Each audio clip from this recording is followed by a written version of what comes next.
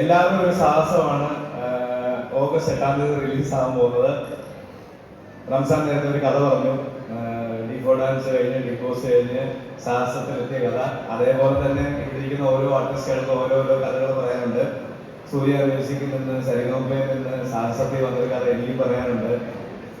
എന്നെയും ആരും ഇങ്ങോട്ടൊന്ന് വിളിച്ചിട്ടില്ല ഒരു സിനിമയ്ക്ക്. ഞാനും പുറകെ നടന്ന് പോയി ഒരു വേഷം എന്ന് പറഞ്ഞ് അങ്ങനെയാണ് ഇവിടുള്ള ഒട്ടുമിക്ക എല്ലാ ആർട്ടിസ്റ്റുകളും. 24 ഗ്രാംസ് എന്ന് പറഞ്ഞ സിനിമയുടെ ബിബിനാണ് ഈ സിനിമയുടെയും എഴുത്തും ഡയറക്ഷനും. അപ്പൊ അത് പ്ലാൻ ചെയ്തപ്പോൾ മുതൽ ബിബിന്റെ പുറകിൽ തന്നെ ഞാൻ കൂടി. ഏത് കാസ്റ്റുകൾ അങ്ങോട്ടും ഇങ്ങോട്ടും മാറ്റിയാലും ആദ്യം പറഞ്ഞ റോണി എന്നുള്ള ക്യാരക്ടർ അതെൻ്റെ അടുത്ത് കൊണ്ടുപോകരുതെന്ന് പറഞ്ഞു. ബിബിൻ പറഞ്ഞ വാക്ക് പാലിച്ചു. റോണി എന്ന് പറഞ്ഞ ക്യാരക്ടറാണ് പറയുന്നത്.